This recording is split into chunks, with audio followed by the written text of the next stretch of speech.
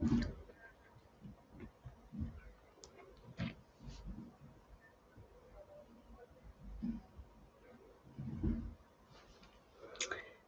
dear friends, a big welcome to this session, Dharma session. I'm coming in from the UK, where it's just after mealtime, early afternoon here. And I'm very grateful to have this opportunity to connect with you all and share some Dharma today. I want to first of all mention the rather exciting news. I've just been speaking with Ayya this morning about the new monastery that's happening in southern Italy. And I put a reference, the website here on the chat so that you can all have a look. The website has just been completed in English language, and it's a very wonderful endeavor. And I believe the fundraiser for the monastery is starting today. So big gratitude to Ayya Bhante Siddhaso for all this good work, and to all the good people in Italy, Sangha members in Italy who are making this project possible. So just want to welcome you all, those who are here in the space, Rebecca, Vivian, Bhumika, Manal. Wonderful to see you too, Manal, Geeta, Kit, good to see you. Thank you all for being here live. So today I'd like to offer a sutta, and then we can have some consideration, reflection around these teachings. So in my own studies, I've been going through the Samyutta Nikaya, and I've reached Samyutta Nikaya 14, chapter 14. And there are many teachings around reality. How do we understand our experience? How do we kind of make sense of this multifaceted, diverse reality that we're experiencing moment to moment? It's one of the many things I love about the Buddha's teachings is that this is really explained to us very clearly in so many suttas, ways or lenses through which we can observe reality. And this sort of gives us a great framework for reflection, for contemplation, for our practice. So I'd like to encourage you all to just relax, meditate with open ears, be aware of the body, be aware of the breath, and really allow yourself to fully take in this teaching. I'm going to read the sutta through from start to finish. Even if it doesn't immediately make sense to you, never mind, doesn't matter. Just allow the receptivity to be present and to see how these words fall for you, how they come in for you. And then we'll have a chance to discuss the sutta together. So I'd like to begin by paying homage to the Buddha, our teacher. Namo tassa bhagavato arahato samma sambuddhassa. Namo tassa bhagavato arahato samma sambuddhassa. Namo tassa bhagavato arahato samma sambuddhassa. Buddham dhammam sangham namasami. So as I say, relax, be comfortable, and give ear to this teaching from the Buddha. This is from Samyutta Nikaya, chapter 14, verses 7. At Savatthi, the Buddha says to the mendicants, diversity of elements gives rise to diversity of perceptions. Diversity of perceptions gives rise to diversity of thoughts. Diversity of thoughts gives rise to diversity of desires.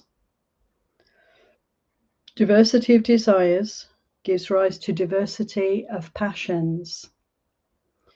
Diversity of passions gives rise to diversity of searches. And what is the diversity of elements? This is the sight element, the sound element, the smell element, the taste element, the touch element, and the thought element, the idea element. This is the diversity of elements. And how does diversity of elements give rise to diversity of perceptions, and diversity of perceptions give rise to diversity of thoughts? And diversity of thoughts give rise to diversity of desires. Diversity of desires give rise to diversity of passions. And diversity of passions give rise to diversity of searches. The sight element gives rise to the perception of sight. The perception of sight gives rise to thoughts about sights. Thoughts about sights give rise to the desire for sights. The desire for sights gives rise to the passion for sights. The passion for sights gives rise to the searching for sights.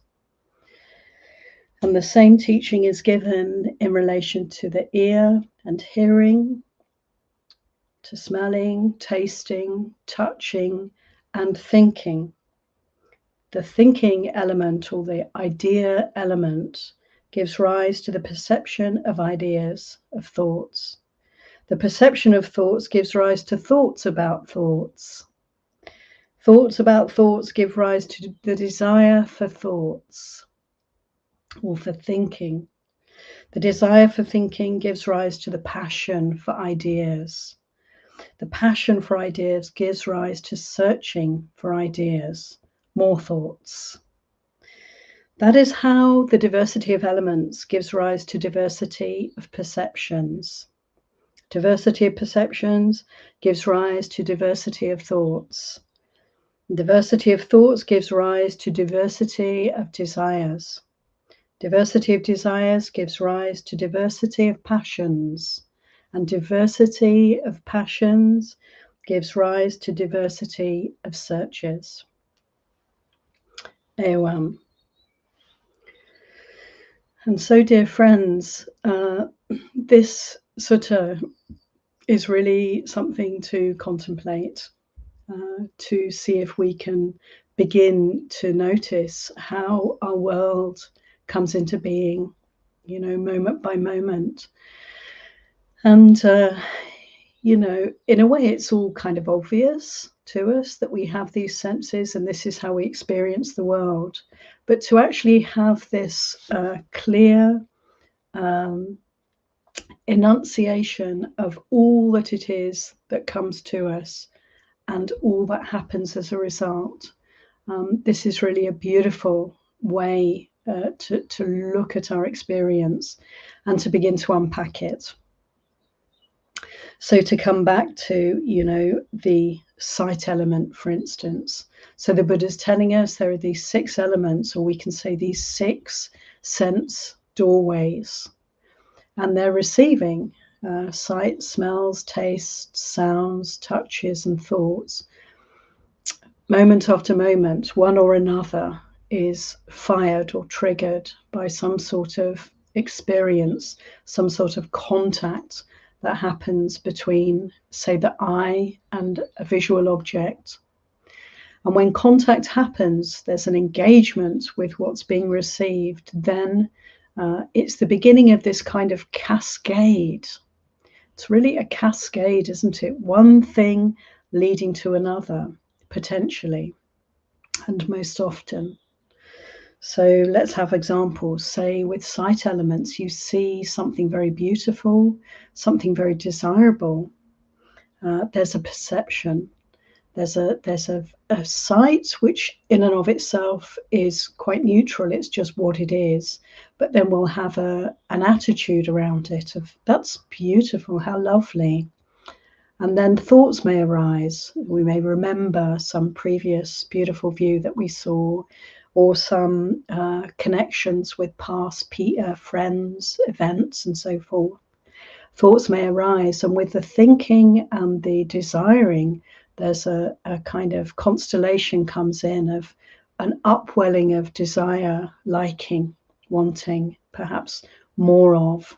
That feeling of desire then can grow if we stay with it, we nourish it, we continue taking in the thing that we love, we've come to love. Passion can arise, and through passion, then search. So we'll seek out to repeat this experience, to have more of the same kind of experience. An ugly sight, something that we feel repulsed by, or we see somebody we like to avoid for reasons of aversion or ill will. And the same thing happens, slightly different flavor. There's desire, there's passion, and even search arise in the mind in order to get away from, to avoid, not to have to repeat that experience. I listened to Monk Chat on the weekend, and somebody was asking about music, and just sharing about a tendency and inclination to really love music and want to continue then to listen, to hear those beautiful sounds. And we can observe how it is. We hear something very beautiful, and we tend to want to make much of that. We incline towards that, and then we may want to listen to it again and again and again, and then a passion to maybe expand our repertoire of listening to more of the same kind of music. And so we'll find ourselves out searching, to acquire, to find ways to listen to that which we love.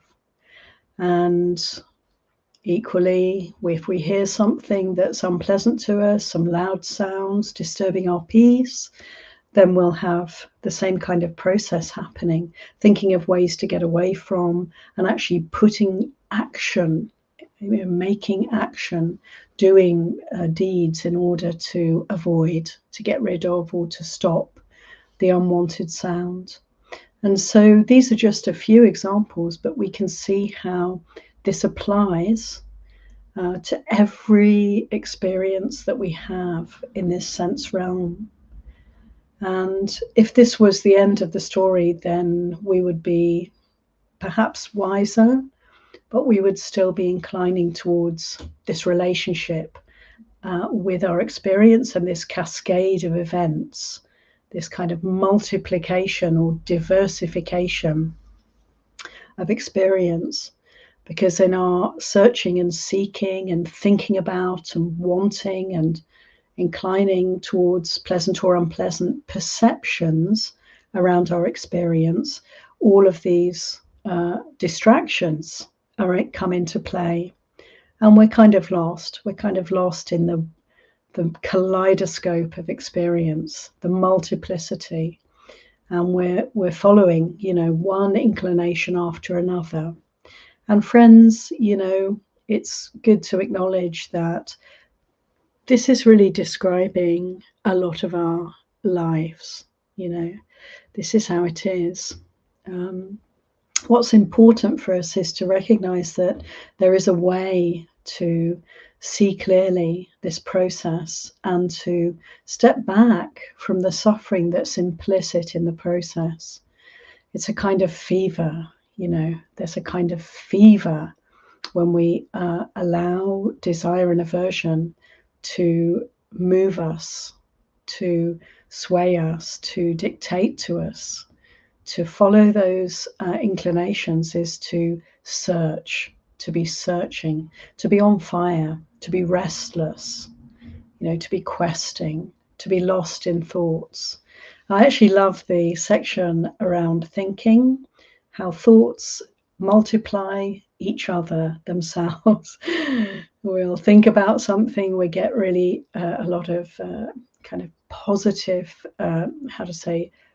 desiring perceptions around some pattern of thinking, some theory or some idea or some view, and then we can really see how it will multiply. The more attention we give to any concept, the more reified it becomes, the more dominant it can become in our minds and really color our behavior. And even, yes, you can see how, not so funny, how ways of thinking can even lead people to commit really heinous acts, such as killing or stealing, telling lies, deceiving. And so it's dangerous territory, dangerous territory. To read this sutta, if we're wise, we start to feel a little quaky, a little kind of uneasy at the least, and perhaps better still, a sense of urgency. How can I understand this? How can I not be caught up in this diversity of elements, in this cascade of a kind of reactivity to the simple act of seeing, hearing, smelling, tasting, touching, thinking? And thank goodness, the Buddha's given us all the tools that we need to slow down this process and to kind of nip in the bud, the cascade, the multiplying effect of perceiving something as pleasant or unpleasant, and then following through. I must have more. I must get away from. How am I going to find more? How do I arrange my entire life so that I get what I want and I get away from what I don't want? This is just endless, of course, multiplication of suffering. So how to slow it down, how to catch ourselves, how to notice our reactions to what is seen, heard, felt, sensed, touched, what comes up as a thought in the mind. How do we just, in the seeing, only see, merely hear, merely taste, merely think, merely observe thoughts arising and passing without getting caught up. And of course, the way forward is the Eightfold Path, to slow things down, to enable us to be present for what is actually happening and not to kind of veer away from what's real, what's true in this moment, into some realm of wanting and not wanting, and all of the restless search that results from our desire and aversion. How to do that. And of course, ignorance is the third great root obstacle for us. Greed, hatred, and delusion, illusion, ignorance. It's through not seeing things clearly that we can get caught up in liking and disliking. So how do we uproot this ignorance, this unclear seeing? How do we slow down the experience enough that we can perceive what's actually going on? How we're reacting moment to moment to all the sense impingement. And the simile Ajahn Chah gave is, it's like falling off a tree, falling from the top of a tree. We lose our grasp and we plunge down to the ground. And he said, if we're not mindful, then we're not going to notice anything on the way down.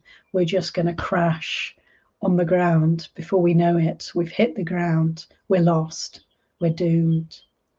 But with mindfulness, we can literally defy that gravity. We can have a slow motion descent where we can observe all the causes and conditions that have led to this moment. And of course, what I'm really pointing to is meditation practice, sama samadhi, sama sati, sama vayama, making the right effort to be mindful, to be present, to develop our awareness so that we can notice the moment I see something and there's a leaning towards it, there's a liking. The moment I hear something and there's a aversion coming up into the mind. And when we can notice that initial perception of liking, disliking, we don't have to follow through. We don't have to start growing that desire or aversion. We don't have to start thinking about this, that, and the other in relation to what's being experienced right now. We don't have to go looking for more or less of this experience. This experience is just what it is. There's no view, there's no judgment, there's no reactivity, or there's a trace of reactivity, but we're on it, we're on the case, we're noticing a little tightening in the belly with aversion, or a little bit of a inclining towards that happens. That's the beginning of desire. And so connecting with the body, connecting with the breath helps us enormously, because there are physical aspects to liking and disliking, and we can get to know them. And when we pay attention to the body, to the breath, we can notice immediately when there's any kind of, you could say, agitation in the mind, the agitation of reactivity, the agitation of making more of our perceptions than mere perceptions. To like and to dislike is normal, you could say, at the beginning, and then to multiply and diversify as a result of that is not something that we have to do. It's not something that we want to do. It's the cause of dukkha, of suffering. So to wake up is to be present and to see, yes, pleasant, unpleasant, worldly winds blowing around, but I am actually centered. I am present for this experience, yatha bhuta, just as it is. It's just like this. And isn't it, as we develop our meditation practice, we can start to really notice that that which seems pleasant or unpleasant, the mind begins to unpack further, and the perceptions can shift. We can consciously shift the perceptions. We can choose to perceive the ugly as beautiful, or the beautiful as ugly. We can observe, say, for example, when we're eating, we can skillfully notice that the body, the taste, the tongue, the taste buds, there's a real attraction towards food, particularly when we're hungry. But we can observe that, and we can investigate the repulsiveness of food. We can see how these perceptions are actually very fluid. And so we can start to free up from even the beginning of reactivity, the beginning of a kind of automatic judgment that's going on all the time. I like this, I don't like that. So we can become quite adept at staying present, not being swayed by our perceptions, by the feelings that arise, not going into thinking, planning, strategizing, wanting to multiply our experiences in any way through aversion or desire. We can just be steady, still, and present. And then, the karma will loosen its hold on us. We will be able to see past aversions, past desires, and all the suffering that's attended them arising in the mind. And we can be steady. We can make peace with all of our experience. And so we don't have an agenda. We don't have to search. We don't have to strive in the world for anything whatsoever. The only striving that we want to do is to strive on the path of letting go, of desire, letting go of aversion, seeing through ignorance, understanding our experience at this fundamental level, and so moving inexorably towards freedom, liberation. So A1, I think I've riffed enough on this sutta for now. And so I'm very interested to have a little look at the chat. And big welcome to all those who joined since the beginning. Kit, Bhumika was there, weren't you? Karuna, Brian, Amaranta. Hello, everybody. Thai writing, I can't read, but hello, Thai friends. Kumu, Kim, Sud, Luna, Jayantha, Suchi. It's great to be with you all again. And I'd like to invite you, if there's any questions or comments about this teaching, any Dharma questions, I'm really happy to receive and see where we can go with them. I mentioned at the beginning that I'm actually in the UK now and taking care of my dear elderly parents, which is a very joyful practice, very good opportunity to make some merit. And yeah, again, in this very way to be able to work with letting go. When it comes to old age, there's a lot of letting go, as some of you will be very aware, and to be able to find our peace with that and to allow for contentment, even in the midst of loss, even in the midst of illness and so forth. This we can do. This sutta is guiding us to the way of clear seeing that enables us not to make a problem, friends, of our experience, whatever it is. Nothing is a problem for us. Everything is an opportunity for insight. And so, we can take heart.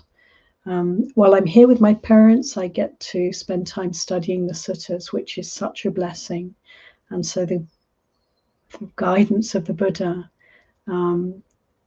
let it be our way to relate to all of life, not just meditation, not just sitting on the mat, but our everyday, every moment experience. May we all be able to do this.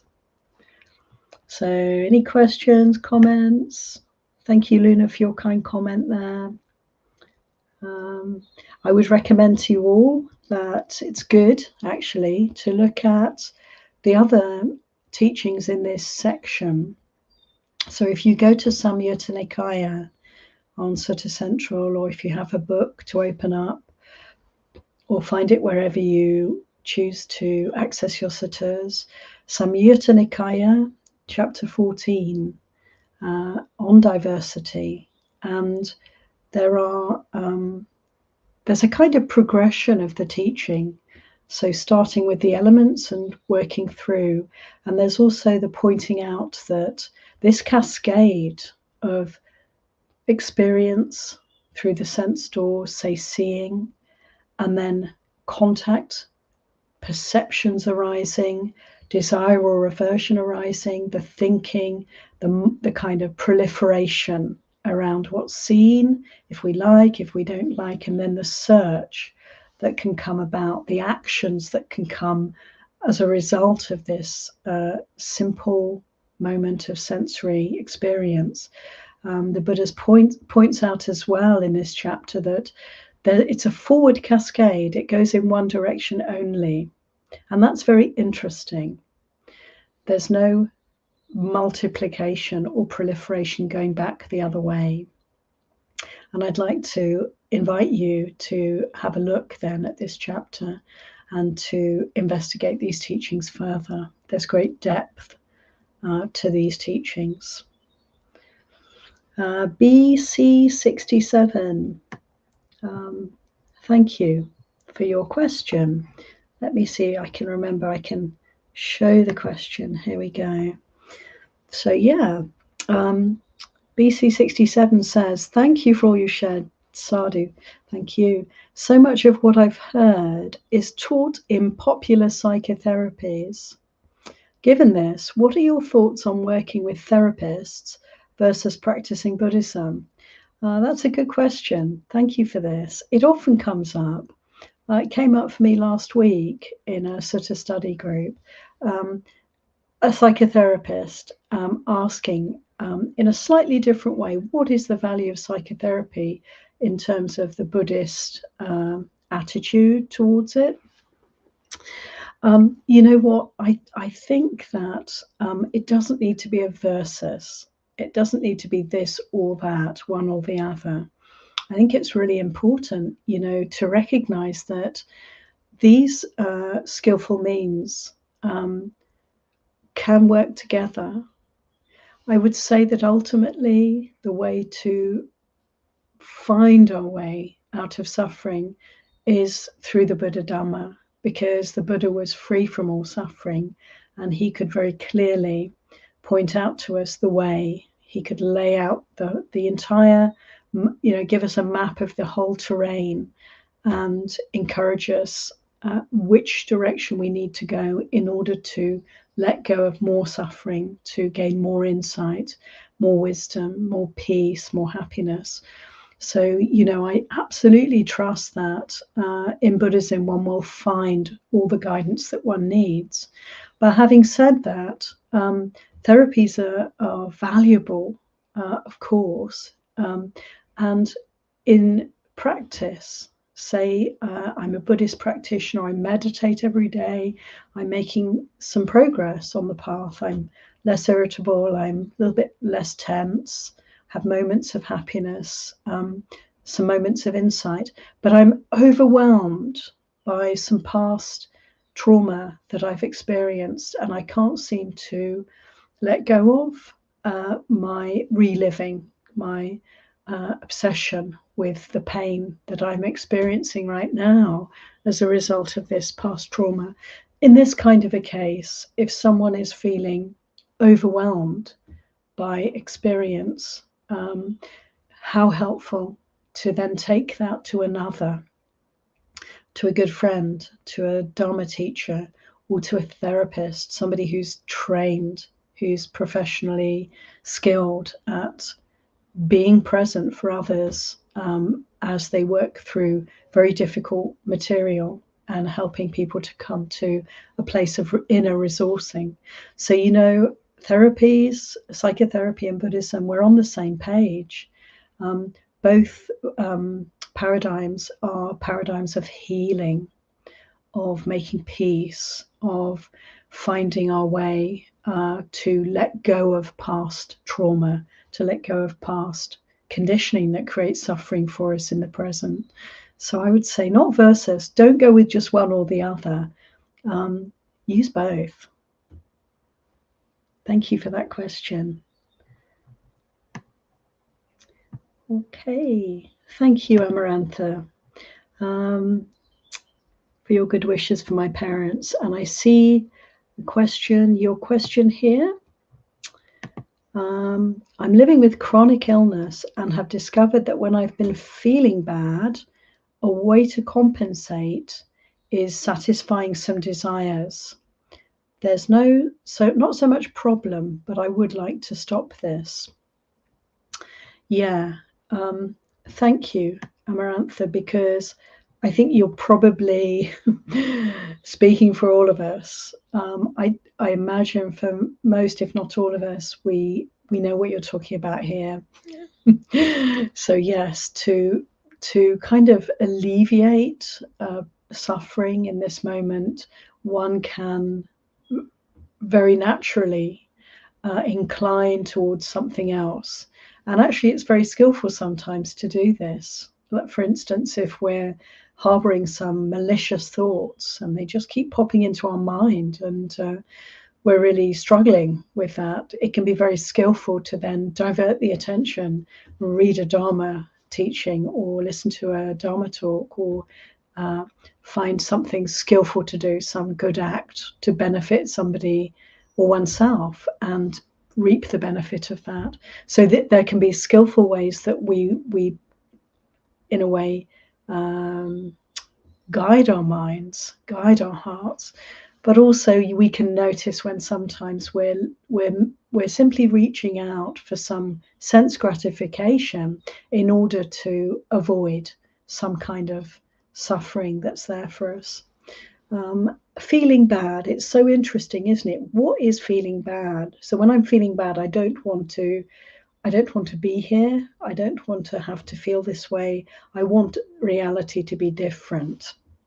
And that is really the kernel of, I guess, feeling bad. It's don't want, it's aversion. It can be so many, there can be so many flavors. So in your case, I don't know what it is that means for you, but there could be many examples, right? Feeling sad, being in grief, through loss, having had some kind of upset in our lives that's playing on our minds, or simply feeling depressed, unhappy, irritable, overwhelmed, and so forth. So many flavors. But when we are feeling bad, of course, the best thing we can do is to not turn away from ourselves at that time, not to neglect ourselves at that time, to actually listen and be present. And I find this kind of languaging around it to actually be quite helpful, because if we consider in this way, it's as if we're struggling here. There's a cry for help. If we can incline, then what I'm really pointing to is the opening of compassion, opening the heart towards this feeling bad. So we can be feeling bad, and at the very same time, we can have compassion for that painful feeling. So then there's an upwelling of compassion, of loving kindness. And when compassion and loving kindness come in, there's a willingness, there's an interest, there's a willingness to stay present and to observe what's happening. So my encouragement to you would be, it's very common for all of us. I'm sure it's very natural in some ways to reach out for some gratification, usually sense gratification, in order to stop feeling bad. But let's remember that there's always that possibility to bring up, in such moments, loving kindness, to bring up compassion. They're there for us. We just have to remember them. So let these qualities come into the picture, and then one can kind of surround the painful feeling with a sense of well-wishing, supportive, resourced from within. And we can see how then, when we stay with the feeling bad, when we stay with unpleasant feeling, of course it changes, inevitably changes and passes away. Even however gradually that may happen, we can be very sure that change is happening. So I really wish you well with that. And maybe, in short, the way to stop this turning away is to remember karuna, remember metta, bring them into the picture. And the more you bring them in, the more they grow. So I wish you well with that. Just going back a little bit. Nice to see you, Niranjan from Nepal. Wonderful. The Buddha's birthplace, as you say. Okay, Karuna has a question. Thank you, Karuna. Bhante Sujata translates parilaha nanatang as passions. The dictionary definition is discomfort, affliction. Could you expand more on this word? I'm used to raga for passion. Yeah, this word parilaha, the passion that can arise when craving is growing. We're allowing ourselves to get caught up in desire for whatever it is, whatever moment of sense input it may be. Parilaha, for me, this has a flavor of fever. It's feverish. There's craving, there's desire, there's clinging, there's wanting, there's becoming. And there's this parilaha is like a feverish quest or restlessness. We're caught up, we're on fire, we're burning.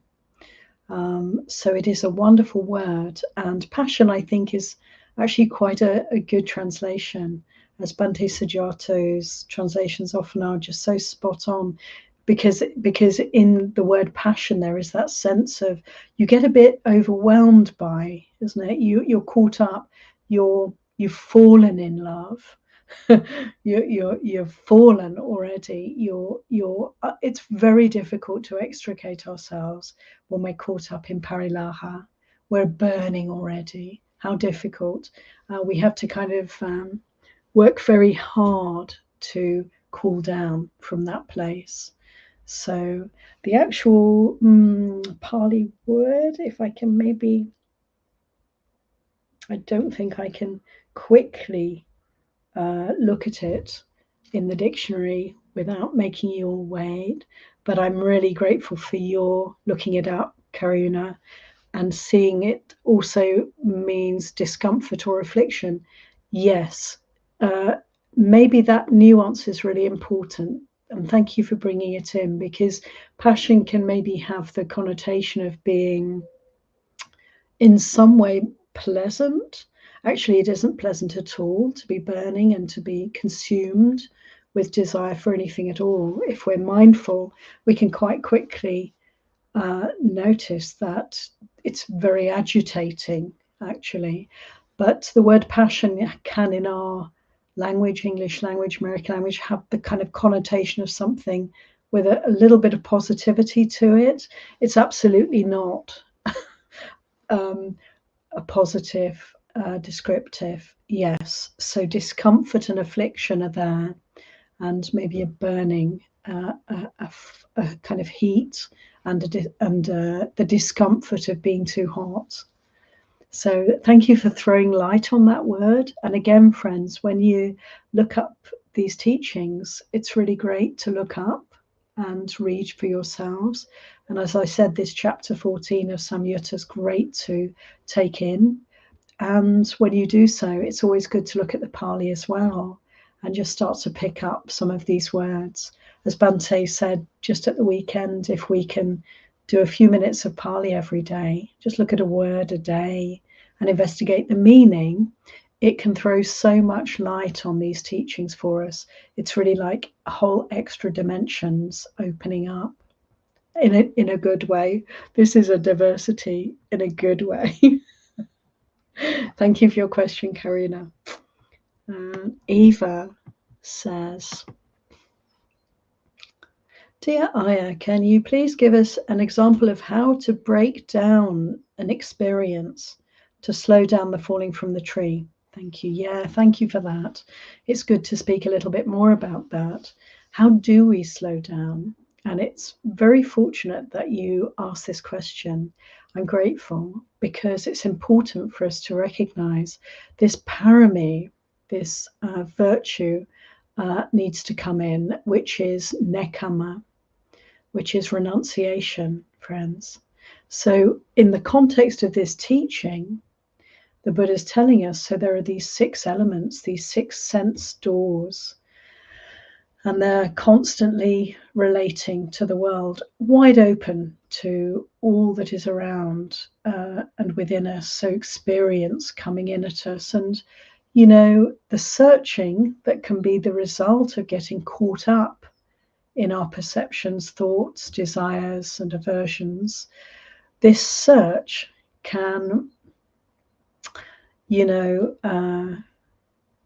really multiply our wish for experience, can really augment this taking in. And we all know this, I think, don't we? It's like someone talks about doom scrolling.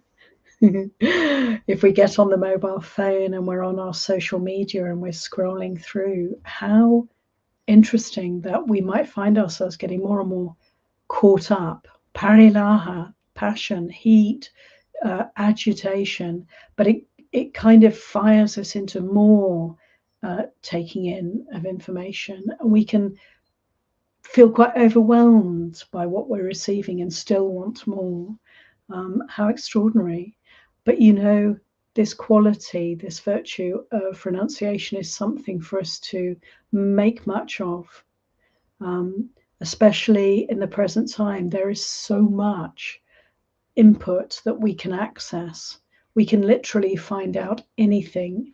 We can watch anything, any time of day. We can find out what's happening in every corner of the world. In some ways, this has benefits. It has there's some good in that, but we ourselves have to be very mindful about how much we take in, because we don't want to be feverish. We don't want to be bombarded, overwhelmed, or agitated. We want to incline our hearts towards path, and that means peace. That means calmness. That means the slowing down, the cooling down, the delicious, indescribably blissful peace of letting go of suffering. So we really need, I think, to consider this. And I'm super grateful for this question, because let's remember renunciation. This sutta is pointing us towards that. It's like, don't seek, don't search, let go of all of that and come back to the simple moment of experience, and don't allow proliferation to happen. And we can help ourselves by renouncing that inclination to take in more, and to be very contented to sit, to meditate. Meditation is a renunciation, of course, of all the sense input, because we sit, we close our eyes, we find somewhere quiet, and we're simply present. So this quality of renunciation is something for all of us to bring into our lives. And don't seek more stimulation. Recognize that less is more. We want to just allow ourselves peace and quiet, and feel the well-being that comes about as a result of this simple act of renouncing the world. Yeah, thank you. In this way, we can break down our experience.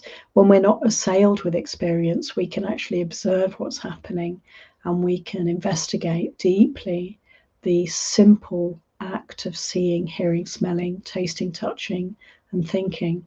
We can start to see them for what they are, and to see how they could lead to a whole load of suffering if we react to our experience, or we can be free from reactivity, and in this way everything actually does slow down. The scene becomes more clear, and there's an equanimity that comes in, and with that equanimity there's a greater increasing ability to kind of comprehend, to understand, to truly experience the present moment, to experience it in a more complete way. So this is inevitably happening for us as we develop our practice. But let's remember nekkhamma parami, the virtue, the happiness that results from the simplicity, from the renunciation. Okay, hi Charles Lee, good to see you. Ninja says, I'm looking for a job currently, still no reply, I'm rejected, feeling restless, please advise, from Malaysia. Yeah, Ninja, thank you for sharing your situation, and big empathy. Very difficult to be in that situation where you're, can't seem to be getting to the place that you feel you need to be, and it's disappointing. I would say this is a great opportunity while you're not working, while you have some, maybe a little bit more time on your hands, when you're not having to go through all the process of applying for jobs and interviews and whatever, but you may have a little more time on your hands. So allow yourself to really be present with this feeling one thing for sure, it will change. So while it's with you, this sense of rejection, the sense of restlessness that you're experiencing, if you can be present for that and investigate what's happening in the body.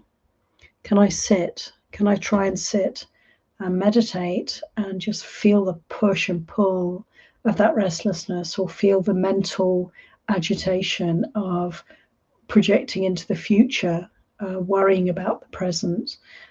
To really open to this whole experience is it's a great opportunity while you have time, because when you do get a job, you may be very busy, you may not have as much time to practice. So for now, consider it a gift, consider it an opportunity, because it is, and bring up kindness, bring in compassion, wish yourself well, be kind to yourself, give yourself some comfortable, good conditions for practice, and pay attention to what's happening.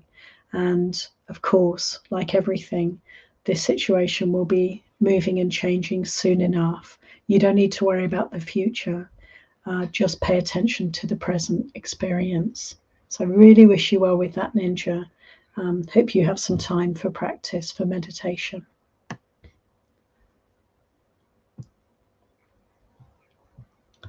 Okay, I've got another comment from Karina. Thank you, Monastic Cat Cuddler, Karina. I'm also interested in hearing anything more you'd like to add on Pariyesana Nanatang, seeking. Adds a bit more to my understanding than searching. Yeah, nice. Seeking, searching. Yeah, this restlessness, this questing. You know, we all know this, I think. We're wired this way. Our conditioning is such that we will, unless we're paying attention, will tend to this restlessness. And there's always something around the next corner. The grass is always greener on the other side. It's like I'm always looking forward to the next thing, holiday, experience, endeavor. It's okay. I'm not saying all of this is wrong. It's just our conditioning that leads to more suffering in the future. And if we can notice that quality of Pariyesana, yes, searching, seeking, it's a restlessness, and it's in the mind, of course, it's in the heart. So these words, feverish, questing, restless, searching, really good to contemplate, really good to tease out the meaning, and to find your own, in a way, translation is to find, how does that feel here? What is that like for me? What is the quality when I'm wanting something, leaning towards it, thinking about how I might get it, unable to stop working towards attaining or acquiring that thing? How does it feel? And come into the body and notice. And like our friend who was telling us about waiting for a job to come about, that feeling of like leaning into the future, so wanting something other than what's happening right now. This is all delusion. This is all pain. This is all suffering for us. So these words, Pariyesana, Parilaha, they are expressing the feeling that we know so well. And can we sit? Can we be still amidst the storm?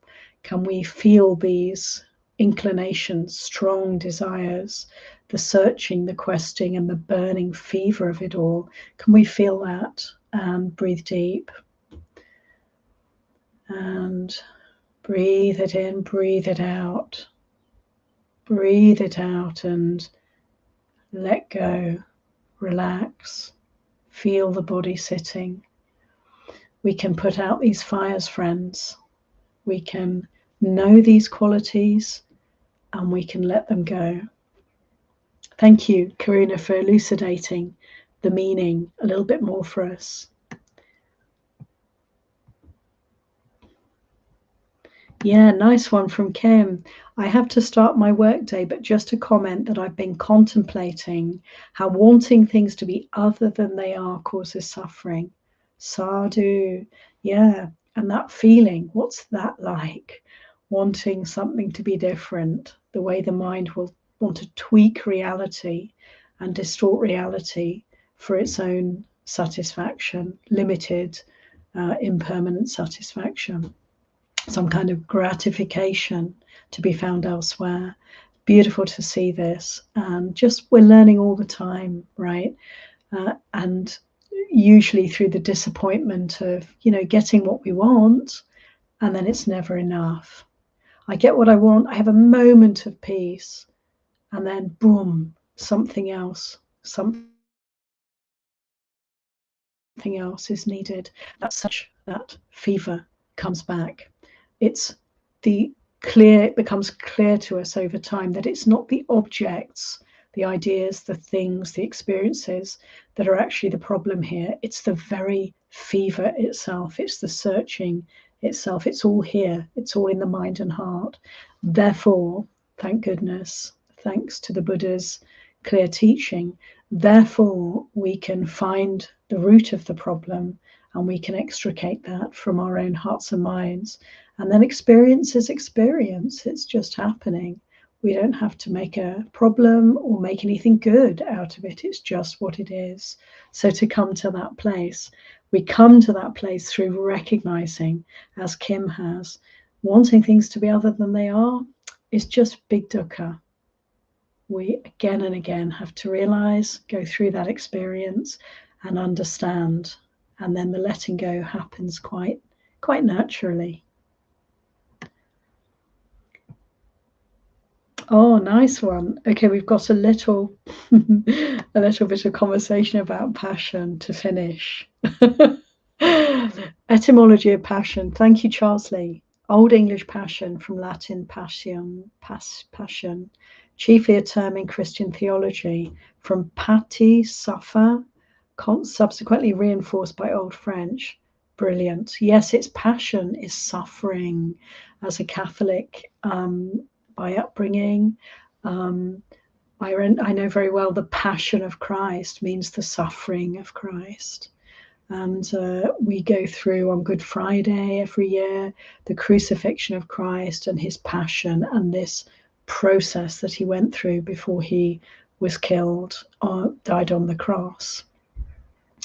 So yes, the association is right there in the word passion. Well chosen by Bhante Sujato. Passion has within it then this connotation of suffering. Thank you, Charles Lee, because I'd forgotten that. And it's like that word has this incredible history taking us right back to the Roman Empire and maybe even before that. So the meanings over time can change a little, but we can see that the root of that word is it's describing suffering for us. Sadhu, Charles Lee. And yes, oh my goodness, you just said it yourself. We're on the same page.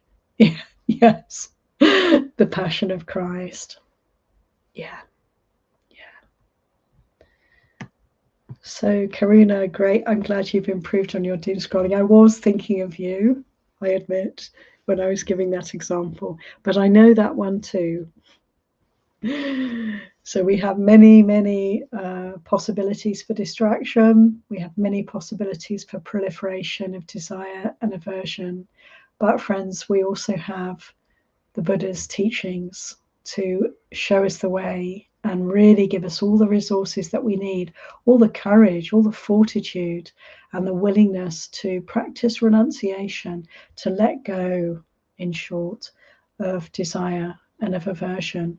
And as we follow this way of practice, we are dispelling ignorance and we're giving ourselves time to slow down, to see things more clearly, and to come out of suffering. And so I'm really delighted to share this hour with you all. Thank you for being present and thank you for your practice. See you again next week, hopefully.